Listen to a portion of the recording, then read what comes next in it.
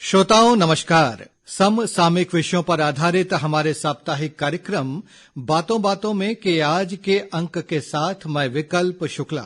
श्रोताओं, आप सभी जानते हैं कि छत्तीसगढ़ी में जो पहली फिल्म बनी उसका नाम है कही देबे संदेश और इसको बनाने वाले हैं श्री मनु नायक। मनु नायक जी को बीते 1 नवंबर को राज्योत्सव के अवसर पर राजधानी रायपुर में आयोजित राज्य अलंकरण समारोह में सिनेमा में रचनात्मक निर्देशन और निर्माण के लिए किशोर साहू सम्मान से विभूषित किया गया है। आज ये हमारे लिए सौभाग्य की बात है कि श्री मनु नायक जी इस वक्त हमारे साथ आकाशवाणी के स्टूडियो में मौजूद हैं। नायक साहब, हम आकाशवाणी के इस कार्यक्रम में आपका हार्दिक स्वागत करते हैं। जी धन्यवाद। नायक साहब, आपने छत्तीसगढ़ी में पहली फिल्म बनाई कही देबे संदेश। जी, जब आज के समय, आज 2022 में जब सारी सुविधाएं हैं फिल्म निर्माण की, तब आदमी को बड़ी हिम्मत जुटानी पड़ती है कोई फिल्म बनाने के लिए। जी, क्योंकि एक वित्तीय समस्या तो खैर रहती है, बजट कैसे जुगाड़ करें, तकनीकी समस्या भी रहती है और भी बहुत सारी चीजें रहती हैं। जब कि इतने सारे साधन मौजूद हैं,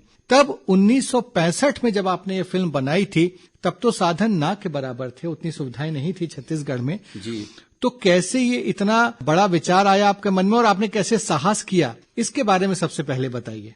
जिन दिनों मैं स्कूल में पढ़ रहा था जी, उन दिनों जात पात का इतना जबरदस्त कोहरा छाया हुआ था जी, पूरे समाज में।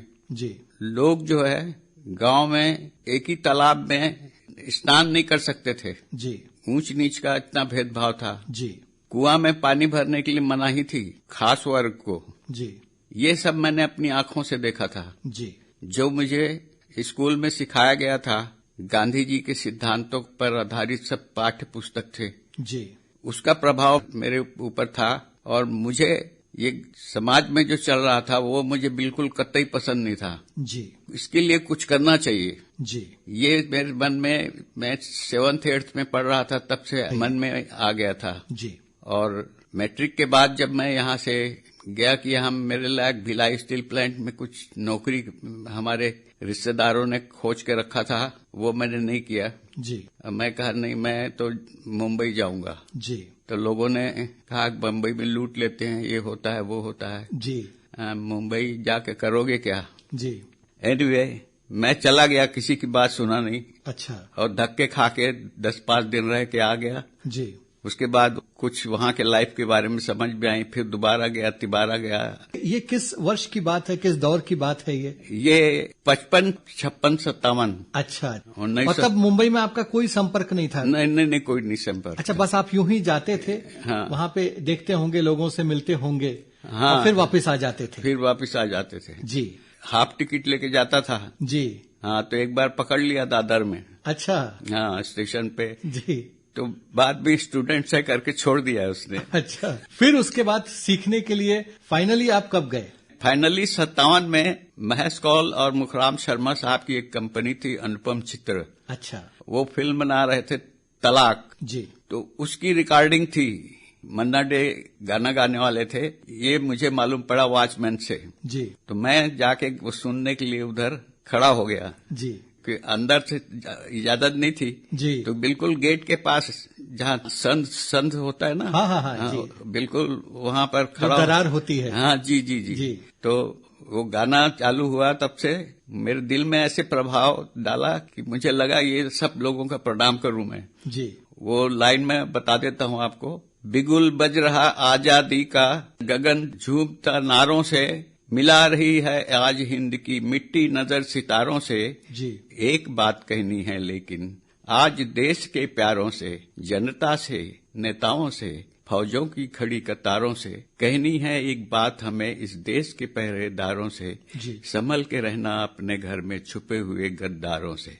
1957 में जो है वो दरवाजे की सेन से, उसकी जो संध है, उसकी दरार से सुना हुआ गीत कितना प्रभाव डाला कि आज भी आपको उसकी ये पंक्तियां याद हैं। ये बड़े कमाल की बात है। तो उसके बाद जो है नायक साहब, फिर वो सफर कैसे शुरू हुआ? क्योंकि संघर्ष तो रहता है बहुत। मैं ये सवाल इसलिए भी कर रहा हूँ क्योंकि आजकल कई नौजवानों को लगता है फिल्म बड़ी आसान है, या तो अभिनय करना या निर्देशन करना, बस थोड़ा सा सीखा यहाँ पे और फिर वो शुरू कर देते हैं। तो मैं आपकी संघर्ष यात्रा से भी उनको परिचित कराना चाहता हूँ कि बड़े बनने के लिए एक बड़ा संघर्ष भी जरूरी होता है। बिल्कुल। तो इसके बारे में भी हमारे जो नौजवान साथी इस वक्त फिल्म निर्माण के क्षेत्र में या अभिनय के क्षेत्र में या और भी फिल्म से जुड़ी तमाम विधाओं में कहीं पे जाना चाहते हैं, उनको भी आपके संघर्ष से, आपकी इस कहानी से काफी प्रेरणा मिलेगी। तो बताइए कैसे फिर वो संघर्ष हुआ, वो यात्रा के बारे में बताइए। जो बताया, जो कंपनी अनुपम चित्र जो फिल्म तलाक बना रहे थे जी, उसके मालिक थे, पार्टनर्स थे 2, महेश कौल डायरेक्टर थे और पंडित मुखराम शर्मा वो राइटर थे जी। तो मैं उनको प्रणाम किया और दोबारा रंजीत स्टूडियो में उनका ऑफिस था, वहां जाके मिला जी। 2-3 मुलाकात के बाद पता नहीं उनके दिल में क्या आया जी। बोला कि अच्छा ठीक है, तुमको यहाँ ऑफिस में बैठने की इजाजत देते हैं जी। और जो मैनेजर थे उनको बुला के बोला कि इनको पेमेंट फिक्स कर दो और 60 रुपया महीना में मेरी नौकरी वहां लग गई। अरे वाह। और उसके बाद मेरा क्या था, लेकिन मैं ईमानदारी से बात करता था जी। लोग कहते बड़े साहब हैं, उनके सामने नहीं बोलना चाहिए जी। जो बात बोलना चाहिए वो बोल देता था मैं। अच्छा। तो वो काम ऐसा आया कि मैं उनके नाक का बाल बन गया। अच्छा, इतने करीब आ गए आप? इतने करीब क्योंकि। और वहाँ काम क्या था आपका? वो जो 60 रुपए महीने की जो आपको पगार मिलती थी, हाँ, तो काम क्या था उधर? वो जो बोले। अच्छा अच्छा अच्छा। शूटिंग में जाना है, शूटिंग चालू है तो शूटिंग में जाना है जी, पूरी व्यवस्था देखना है जी, पैसा बांटना है जी, यानी हर किस्म का काम जी। लेकिन इससे आपको सीखने को बहुत मिला होगा। हाँ, क्योंकि वो सारे जो उसके जो क्षेत्र रहते हैं, विभाग रहते हैं, वो सभी आपने देख परख लिए होंगे। जी जी जी जी। एडिटिंग भी देखी, सब कुछ शुरू से देखते रहा 4-5 साल तक। 57, 58, 59, 60 जी। 60 तक तो मैं काफी कुछ पारंगत हो गया था, अपने आप को बोल रहा हूँ मैं। अरे वाह। और उसके बाद मन में आया कि मुझे भी फिल्म बनानी चाहिए जी, लेकिन साधन नहीं जी, इसलिए चुप बैठा रहा। लेकिन सही समय के तलाश में जी, इंतजार में दिन कटने लगे ऐसे जी। फिर अचानक क्या हुआ, गंगा मैया तो है पीरी चढ़ाइबो जी, ये भोजपुरी फिल्म आई जी 1962 में। अच्छा। वो फिल्म जबरदस्त बिजनेस किया जी, जहां भी रिलीज हो हिट हो जावे जी। तो एक दौर चालू हो गया आंचलिक फिल्मों का जी। उसमें मैथिली भाषा में बनी, नेपाली में बनी, राजस्थान में बनी, पंजाबी में बनी, ये सब फिल्म जो है। उसके बाद उसके सफलता के बाद, गंगा मैया तो है पेरी चढ़े बुक सफलता के बाद जी, इतनी फिल्में अनाउंस हुई, तो जिसको देखो कोई न कोई छोटी फिल्म की बात कर रहा है जी। तो मुझे भी आके बोलने लगे कि तुम भी कुछ कर डालो जी। तो मैंने भी अनाउंस कर दिया फिर। अच्छा। अनाउंस कर दिया फिल्म कही देवे संदेश की जगह। पहले शुरू में वो नाम वो नहीं था। हाँ। शुरू में था कही देवे भैया ला संदेश। अच्छा। लेकिन स्क्रिप्ट वो भाई बहन वाली बनी नहीं मेरे पास जी जी। तो उसमें मजा नहीं आया जी। तो इसको फिर कही देवे संदेश करके जात पात भेदभाव जी, वो सब्जेक्ट का सोचा मैंने। तो वो पटकथा, फिर कहानी और पटकथा आपने लिखी? दूसरों से लिखवाने की बड़ी कोशिश की, जो एक्सपर्ट है। हाँ हाँ मनु बाबू हम कर देते हैं, करता कोई नहीं था। अच्छा। बात भर करते थे जी, बिल्कुल करीबी लोग भी जी। हाँ, क्योंकि वहाँ तो बड़ा व्यावसायिक माहौल रहता है। हाँ हाँ जी। बस सब नोट की बात करते थे जी। तो मैं कहा नोट में जब दूंगा जब आप कंप्लीट करो काम जी। तो वो काम शुरू ही नहीं करते थे। तो अच्छा, ये जब देखा तो ऐसे 6-8 महीना निकल गया जी। मैं कहा ये तो कुछ हो नहीं रहा है जी। तो फिर खुद धीरे धीरे काम करना शुरू किया जी, क्योंकि आजीविका का सवाल था तो नौकरी तो छोड़ नहीं सकता था जी। तब तक पगार भी हमारी 300 रुपए हो गई थी जी।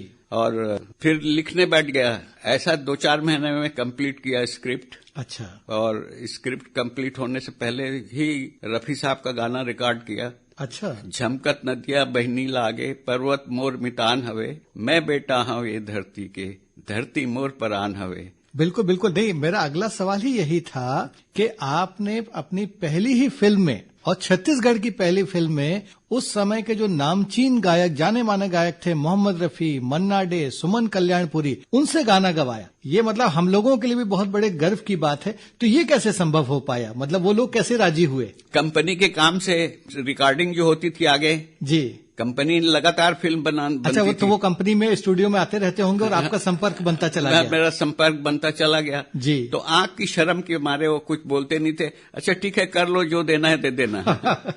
ये उन लोग की भी महानता है। जी जी। तो इस तरह से इतने महान गायकों से फिर आपने उसमें फिल्म में गाने रिकॉर्ड करवाए, और फिर क्या अड़चने क्या आई, क्योंकि पहली फिल्म थी, कई सारे उसमें दिक्कतें परेशानियां भी, रोड़े भी आए होंगे, तो ये उसके बारे में बताइए कि कैसे संभव हुआ, फिर वो कैसे आकार लिया उस पूरी फिल्म ने। क्या था, मैं हो गया था बड़ा पॉपुलर। जी। अपने आप के बारे में ऐसा नहीं बोलना चाहिए, लेकिन जो हकीकत है। जी बिल्कुल। तो हर आदमी मेरे से जुड़े रहना चाहते थे, क्योंकि हमारे कौल साहब जो थे, नए आर्टिस्ट को चांस देते थे। जी। पढ़े लिखे लोगों की इज्जत करते थे, खुद हाईली एजुकेटेड थे। जी। तो उनके पास पहुंचना है तो नायक को पकड़ो, ये सिचुएशन हो गया था। जी। तो हर टेक्नीशियन, म्यूजिक डायरेक्टर, मकसद यही था कि हमारा नंबर लग जाए कंपनी में। तो फिर ये फिल्म बनी कहीं देवे संदेश, और इतने शानदार उसमें गीत हैं। हम ये देखते हैं कि आपकी फिल्म जो है वो कहीं देवे संदेश, वो जो छत्तीसगढ़ी संस्कृति है उस पे पूरी आधारित है। यहाँ की ही एक कथा है, उसमें कहानी है जो इस अंचल में, जैसा आपने बताया कि थोड़ा सा छुआछूत और ये सब ज्यादा था, उसका प्रभाव उस पे ही आधारित करके आपने वो कहानी बनाई। आज की यदि हम देखते हैं, क्योंकि हम अब सीधे इस दौर में आते हैं, 2000 ये जो दशक चल रहा है इसमें, अब हम जब देखते हैं आज फिल्में तो बहुत बन रही हैं, बहुत सारी सुविधाएं भी हैं, लेकिन कहीं ना कहीं वो स्थानीयता का अभाव है, वो संस्कृति का अभाव दिखता है। कई फिल्में हम देखते हैं कि वो या तो भोजपुरी की रीमेक होती हैं या किसी सफल बॉलीवुड फिल्म की रीमेक होती हैं। इसके बारे में आप क्या कहेंगे? कहानी तो आप अपने इर्द गिर्द जो हो रहा है जी, उससे कोई स्क्रिप्ट बनाइए, अपने खुद के कल्चर पे बनाइए, उसमें लूप होल क्या है, उसमें क्या होना चाहिए, वो कहानी लीजिए तो आपको सफलता मिलेगी और लोगों को अच्छा भी लगेगा। जी। आप इंपोर्ट करके कुछ बातें कहेंगे तो वो इंपोर्टेड ही रह जाएगा, पॉपुलर नहीं हो सकता, लोगों के दिल को नहीं छू सकता। कहीं देवे संदेश तो अब एक मिसाल बन चुकी है, लेकिन उसके बाद फिर आपने फिल्मों में जो अपनी यात्रा उसको जारी नहीं रखा, इसका क्या वजह थी? उसकी वजह ये थी कि कहीं देवे संदेश में जो खर्चा हुआ, जी, तकरीबन उस जमाने में 1965 में कितना खर्च हुआ था? 1.25 लाख। तो उसको छूटने में बिजनेस मुझे खुद करना पड़ा यहाँ पर। अच्छा। क्योंकि जो डिस्ट्रीब्यूटर मैंने अपॉइंट किया था यहाँ, जी, उनके सामने वो समस्या खड़ी हो गई कि लोग विद्रोह करने लग गए। जी, हम थिएटर में आग लगा देंगे, फिल्म लगेगी तो। अच्छा। एक तबका जो है, हाँ, वो थोड़ा सा क्योंकि विवादास्पद सा विषय था, हाँ, तो इस वजह से। जी जी। रायपुर में बुकिंग थी मनोहर टॉकीज में, उन्होंने पोस्टर वोस्टर उतार दिए। जी। तो इस तरह से विरोध चालू हो गया। जी। अब ये है, लोगों को पेमेंट करना है, पिक्चर तो बन गई है। जी जी। तो रिलीज किया इसके बावजूद मैंने, जी, अपने हिम्मत पे। जी। जबकि बड़ा काम है डिस्ट्रीब्यूशन, बहुत बड़ा काम है वो तो। हाँ, तो लोगों को पैसे छूटने थे। जी, जो कर्ज आपने लिया था। जो कर्ज लिया था। जी। तो उसमें मेरा समय बर्बाद हो गया। ओहो जी। आगे साल लग गए कम से कम छूटने के लिए। अच्छा अच्छा। फिल्म बनाने के बाद। जी। तो इसीलिए फिर वित्तीय रूप से जो है वो उतनी ताकत बची नहीं। जी जी। और उसके बाद फिर फैमिली लाइफ भी बिगड़ रहा था। जी। बच्चों को गांव में रख दिया था। जी। तो उनको लेके वापस चला गया, और जो काम मिला वहां मुंबई में, जी, कहीं advisor, business advisor, production controller, जी, फिल्म डिजाइनर, क्या क्या, रिकॉर्डिंग, जी, असिस्टेंट डायरेक्टर, जी, जो काम मिले शूटिंग में बुलाया, मैं चला जाता था। अच्छा। और उससे फिर घर का खर्च चलने लगा। जी। अब वही करता रहा। एक अंतिम सवाल नायक जी, आज जब बहुत सारी सुविधाएं हैं और जो है वो छत्तीसगढ़ी फिल्म उद्योग भी बहुत तेजी से आगे बढ़ रहा है, कई फिल्में बन रही हैं अब तो एक साल में, तो ऐसे में कई नौजवानों के मन में, चाहे वो लड़के हों या लड़की हों, ये ललक उठती है कि भाई हम भी फिल्मों में हाथ आजमाएं। उनके लिए आप क्या संदेश देंगे अपने तमाम अनुभवों के आधार पर? पहली चीज तो फिल्म का मूल है कथानक। जी।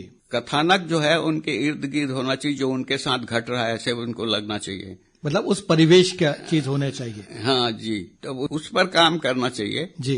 तो फिल्म एप्रिसिएट होगा और लोग पसंद करेंगे। जी। जब पसंद करेंगे तो और भी लोग फिल्म बनाएंगे और भी लोग जुड़ेंगे इससे। बिल्कुल, मतलब कहानी अच्छी होगी, कहानी में दम होगा, और कहानी आपके आसपास के परिवेश से ही जो है वो मिलती जुलती होगी, तभी वो फिल्म सफल हो पाएगी, तभी वो लोगों के दिलों को छू पाएगी। जी जी, बहुत अच्छा लगा मनु नायक जी आपसे बात करके, आपकी संघर्ष यात्रा को जानकर, और आज हमारे लिए बहुत बड़े गौरव और बहुत बड़े सौभाग्य की बात है कि आप आए। इतनी जो है वो उम्र है आपकी, और मैं जानता हूं कि जो है वो स्वास्थ्य संबंधी समस्याएं हैं, तब भी लेकिन आपने जो है हमारा आमंत्रण स्वीकार किया, इसके लिए हृदय से हम आपके आभारी हैं। धन्यवाद। तो श्रोताओं, इसी के साथ समसामयिक विषयों पर आधारित हमारा साप्ताहिक कार्यक्रम बातों बातों में का आज का अंक यहाँ संपन्न होता है। अगले हफ्ते एक नए विषय के साथ हम फिर हाजिर होंगे।